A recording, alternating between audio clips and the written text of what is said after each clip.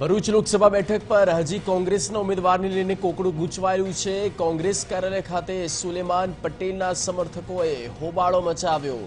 મોટી સંખ્યામાં સુલેમાન પટેલના સમર્થકો એકઠા થયા હતા અને સૂત્રોચ્ચાર કરવામાં આવ્યા।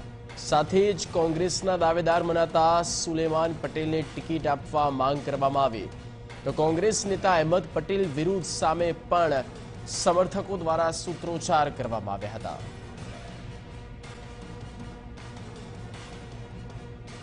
અંકિત મોદી સંવાદદાતા ફોન લાઈન પર। અંકિત, વિરોધ શેનો છે અને ભરૂચ લોકસભા સીટ માટેનો હાલનો રાજકીય ચિતાર, રાજકીય પરિસ્થિતિ? જી જગદીશ, જો ખાસ કરીને ભરૂચ બેઠકની વાત કરીએ તો હવે ઉમેદવારી પત્ર ભરવાના અંતિમ સમય જે કહી શકાય અંતિમ કલાકો છે, છતાં પણ હજુ ઉમેદવારી કોણ કરશે અને કરશે કે કેમ તે સ્થિતિ હજુ સુધી સ્પષ્ટ નથી થઈ શકી। બીજી તરફ જો વાત કરીએ તો સુલેમાન પટેલ અને શેરખાન પઠાણ બેની વચ્ચે ખૂબ કટ્ટર સ્પર્ધા ચાલી રહી છે ટિકિટ માટેની।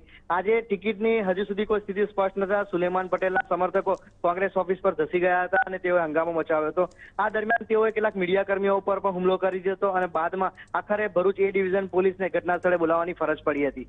જગદીશ, અંકિત, હાલની પરિસ્થિતિ શું છે ત્યાં?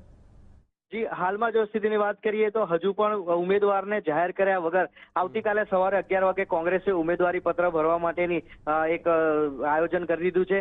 કહી શકાય કે અંતિમ તબક્કામાં અંતિમ સમયે કોઈને મેન્ડેટ આપી અને વિવાદ અને વિરોધ ઉપરાંત બળવો ન થાય તે માટેની ડેમેજ કંટ્રોલની સ્ટ્રેટેજી ઘડવામાં આવી હોવાનું લાગી રહ્યું છે। જો કે હજુ સુધી ઉમેદવારી કોણ કરશે તે સ્પષ્ટ ન થતા આ બાબત હાસ્યાસ્પદ બની રહી છે કે આવતીકાલે ઉમેદવારની જાહેરાત વગર ફોર્મ ભરવા માટેની જાહેરાત કોંગ્રેસ દ્વારા કરી નખાઈ છે। જગદીશ, અંકિત, આભાર માહિતી માટે।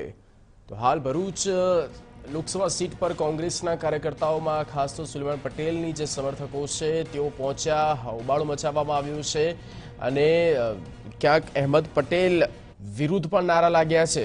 આપણે અંદરની વાત કરી રહ્યા છે, અહેમદ પટેલ વિરુદ્ધ પણ નારા લાગ્યા છે અને ક્યાંક પત્રકારો સાથે પણ ગેરવર્તણૂકની ઘટના બની હતી। કોંગ્રેસ કાર્યાલય ખાતે મોટી સંખ્યામાં સમર્થકો દ્વારા હંગામો મચાવવામાં આવ્યો છે અને સાથે જ સુલેમાન પટેલને ટિકિટ આપવાની માંગ કરવામાં આવી છે। ભરૂચ એકમાત્ર એક એવી સીટ છે જ્યાં ત્રિશંકુ જંગ આ વખતે જોવા મળી રહ્યો છે।